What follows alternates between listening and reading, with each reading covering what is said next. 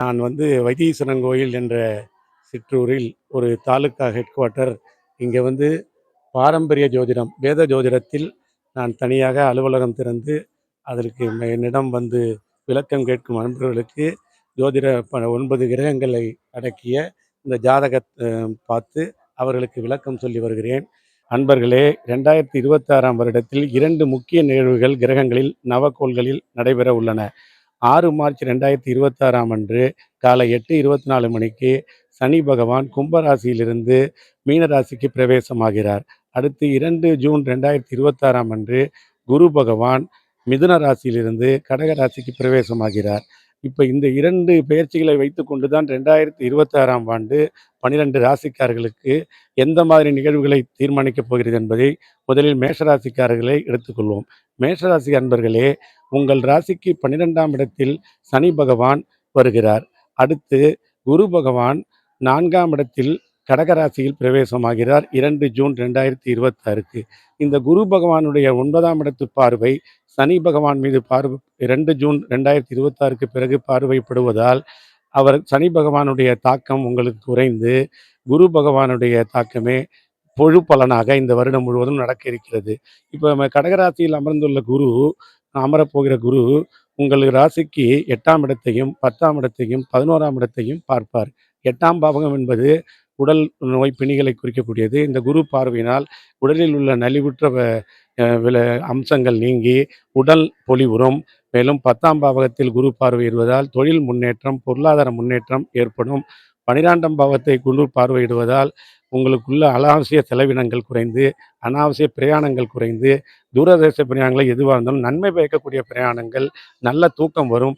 இவை அனைத்தும் நடைபெறும். அடுத்து ரிஷபராசிக்காரர்களுக்கு ராஜயோகாதிபதியான சனி பகவான் 30 வருடங்களுக்கு ஒரு முறை 11ஆம் பாவகத்தில் மீனராசியில் பிரவேசிக்கிறார் 6 மார்ச் 2026 அன்று. இந்த சனி பகவான் தொழிலில் முன்னேற்றமும் லாபத்தையும் கொடுக்க வல்லவர். அடுத்து குரு பகவான் 3ஆம் இடத்தில் பிரவேசம் 2 ஜூன் 2026 அன்று பிரவேசமாகிறார். இவர் 3ஆம் இடத்திலிருந்து 7ஆம் பாவகத்தை பார்ப்பதால் திருமண தடைகள் நீங்கி திருமண நிகழ்வு நடைபெறுவதற்கு இந்த ராசிக்காரர்களுக்கு ஒரு நல்ல வாய்ப்பாக அமையும். 9ஆம் பாவகத்தை பார்வையிடுவதால் இந்த ரிஷபராசிக்காரர்களுக்கு பாக்கியங்கள் கைகூடி வரும்.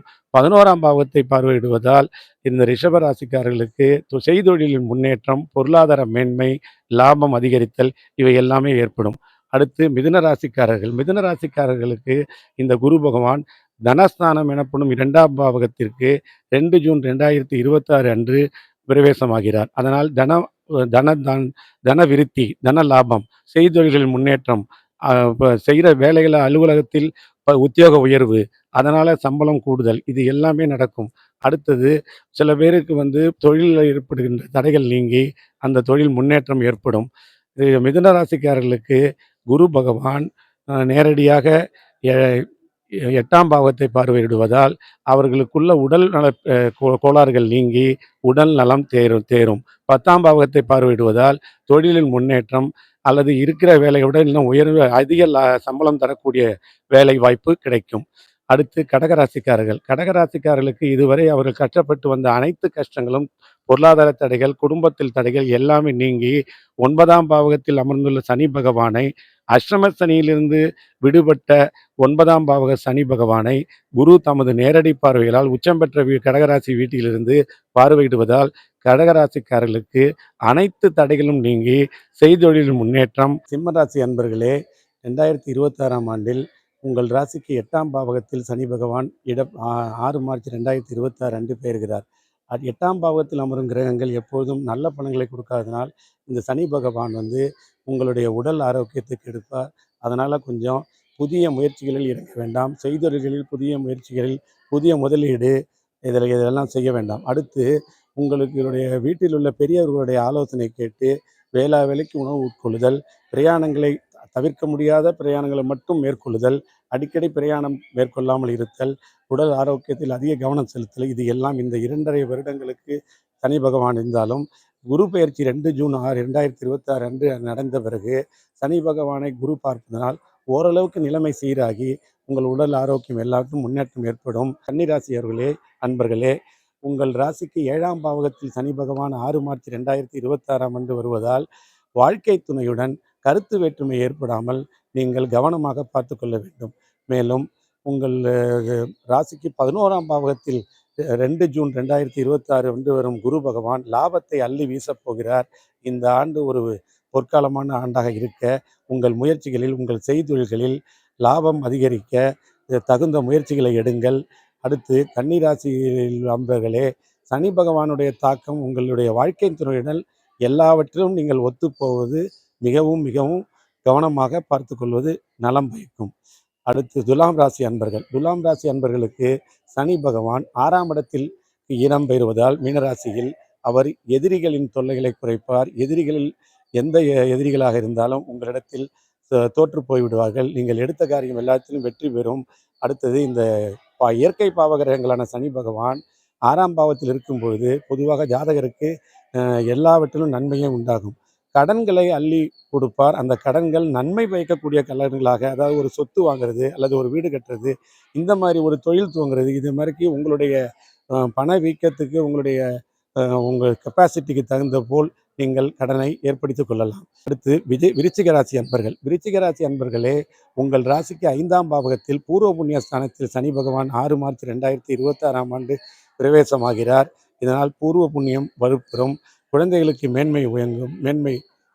மேன்மையான வைபவங்கள், நிகழ்வுகள் எல்லாமே நடக்கும். அடுத்தது 2 ஜூன் 2026 அன்று வரும் குரு பகவான் உங்கள் ராசிக்கு 9ஆம் பாவகத்தில் வருவதால் ஒரு பழமொழி உண்டு, ஓடிப்போன ராஜாவுக்கு 9ஆம் பாவகத்தில் குரு அப்படின்னு. அப்போ ராஜா போல வாழ்க்கை 2 ஜூன் 2026க்கு பிறகு ஏற்பட நீங்கள் எடுக்கிற முயற்சிகளில் எல்லாம் ஆக்கப்பூர்வமான முயற்சிகளை எடுங்கள். தனுசு ராசி அன்பர்களே, 2026ஆம் வருடம் மார்ச் மாதம் 6ஆம் தேதி நடக்க இருக்கும் சனி பகவான் உங்களது ராசிக்கு 3ஆம் இடத்திலிருந்து 4ஆம் பாவகத்தை சுகஸ்தானத்திற்கு செல்கிறார். இந்த சுகஸ்தானத்திலிருந்து அவருடைய 7ஆம் பார்வை தொழில் ஸ்தானத்தை பார்வையிடுவதால் தொழிலில் சிறு சிறு தடைகள் உண்டாகும். இந்த தடைகளை சமாளிக்க நீங்கள் புதிய வாடிக்கையாளர்கள் நம்பி கடன் கொடுப்பது அல்லது அது உங்களுடைய உற்பத்தியான மூலப்பொருட்களை கடனில் கொடுப்பது எல்லாம் தவிர்க்க வேண்டும். மகர ராசி அன்பர்கள். மகர ராசி அன்பர்களே, உங்களது ராசிக்கு 3ஆம் பாவகத்தில் அமரப்போகும் சனி பகவான் உங்களுக்கு தைரியஸ்தானத்தை அதிகப்படுத்துவார். தைரியம் கூடும். இதுவரை எடுத்த முயற்சிகளில் விவேகத்துடன் செயல்படுவீர்கள். 2 ஜூன் 2026 அன்று கடகராசிக்கு இடம்பெறும் குரு பகவான் உங்களது ராசிக்கு 3ஆம் பாவகத்தை 9ஆம் பார்வையால் பார்வையிடுவதால் சனி பகவானுடைய தாக்கத்தை சற்று தணிந்து உங்களுக்கு எல்லா முயற்சிகளிலும் வெற்றி கிடைக்க இந்த குரு பகவான் உதவுவார். அடுத்து கும்பராசிக்காரர்கள். கும்பராசிக்காரர்கள் கடந்த 5 வருடங்களாக சனி பகவான் தாக்கத்தில் 7.5 சனியின் பிடியில் இருந்த சனி பகவான் மீனராசிக்கு இடம்பெறுவதால் 6 மார்ச் 2026 அன்று 7.5 சனியின் தாக்கம் குறைந்து அவருடைய கெடுபலங்கள் குறைந்து குரு பகவான் 2 ஜூன் 2026 அன்று கடகராசிக்கு இடம்பெயர்ந்த பிறகு அந்த குரு பகவானுடைய பார்வை தனஸ்தானம் எனப்படும் மீனராசிக்கு பார்வை கிடைப்பதால் இவர்கள் செய்தொழிலில் அல்லது உத்தியோகத்தில் தனவரவு அதிகரிக்கும். இருந்த வேலையிலிருந்து நல்ல வேலை சம்பளம் வரக்கூடிய அரசு வேலை அமையவும் வாய்ப்புள்ளது. ராசிக்காரர்கள் காலபுருஷனின் 12வது ராசியாக மீனராசி அன்பர்களுக்கு 7.5 சனியின் தாக்கம் கடந்த 2.5 வருடங்களில் இல்லாத அளவுக்கு சற்று குறைந்து தனது சொந்த ராசியிலே சனி பகவானுடைய பிரவேசம் தலையிலிருந்து இறங்கி உடலுக்கு வந்திருக்கிறார் என்று சொல்வார்கள் சனி பகவான். அந்த சனி பகவான் 2 ஜூன் 2026க்கு பிறகு குருவின் பார்வையில் வருவதால் இவர்களுக்கு ராசியை குரு பார்ப்பதால், அதுவும் 5ஆம் இடம் ஆகிய உச்ச வீட்டிலிருந்து குரு பார்வையிடுவதால் செய்தொழில்களில் அனைத்தும் வெற்றி, குடும்ப முன்னேற்றம், பொருளாதார முன்னேற்றம், பிள்ளைகளுக்கு முன்னேற்றம், இவை அனைத்தும் இந்த 2026இல் நடக்க வாய்ப்புகள் மிக அதிகமாக உள்ளன. நன்றி.